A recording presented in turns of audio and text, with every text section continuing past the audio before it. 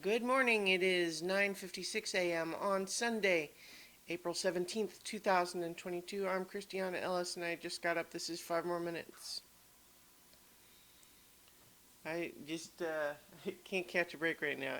I'm fine really, but uh, my stomach, whatever it was, has pretty much gone away. But now the allergies, the leaves are finally starting to bud, and I'm just like waking up just the allergy pressure. I'm pretty sure that's what it is because it's very much accompanied by itchy eyes, which is not really a symptom of other things. But you know what? Like, I'll be fine. It's just one of those things where it's like, really? You know, that's how it goes. So, I finished listening to the audiobook of Stephen King's Different Seasons, which I spoke on briefly a few days ago, I think, with the first. So that's a collection of four novellas, and the first two were Rita Hayworth and the Shawshank Redemption, and Apt Pupil, which I discussed a little bit. I think I wasn't finished with Apt Pupil at the time. What I'll say, finishing it, is that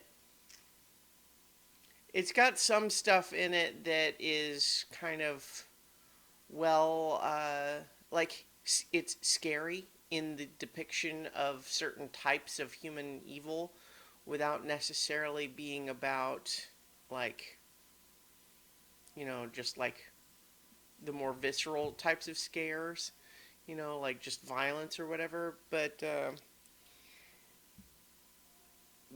yeah, overall, I think that it's,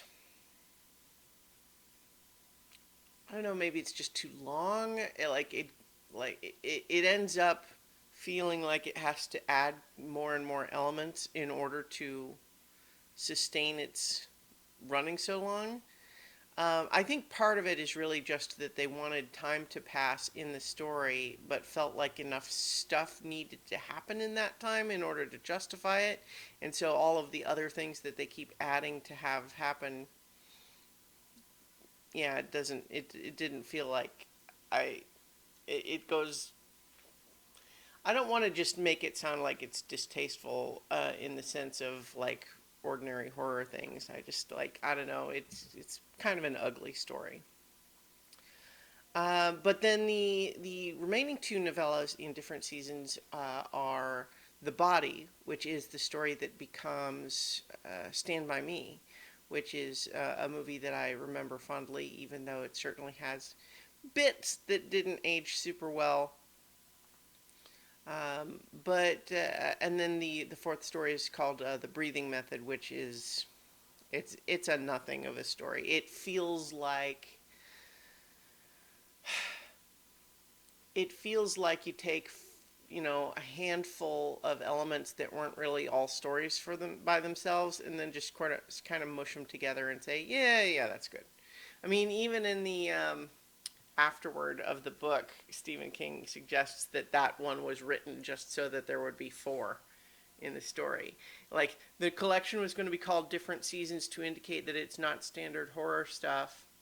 But if it's seasons, there's got to be four of them, right? Well, here, let's just write another one to be four.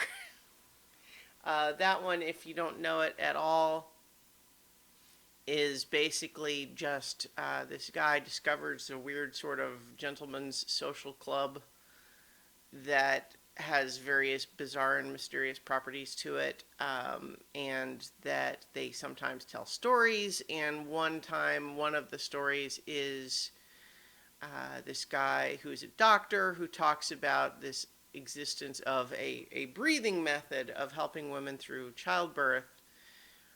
And there's some kind of weird lengths to go through to say, no, we're not talking about Lamaze. That's not what it is. It's different than that. But then that story goes some just sort of like schlocky places, and then there's implications that this club is actually somehow like multidimensional in a way that doesn't really connect to anything else that happens in the story. And it's like, you read it and it just feels like what was that you know, it's one thing if that's a short story that's 3,000 words. It's another thing when it's, 15,000 words or something along that line. Yeah, so it's like it's not bad. It just feels pointless. Anyway, but overall, it's been interesting going through all of the, all of these early Stephen King things, because I've been listening to this podcast called Just King Things, and they're going through in publication order, and it's like, I certainly think of Stephen King as an author whom I very much enjoy, but it's interesting going through the work, you know, procedurally like this, and from a perspective of critical analysis, because like the hosts of this podcast are Stephen King fans, but they're... Is it the code? Whoa, who knows? New Relic knows. newrelic.com/new.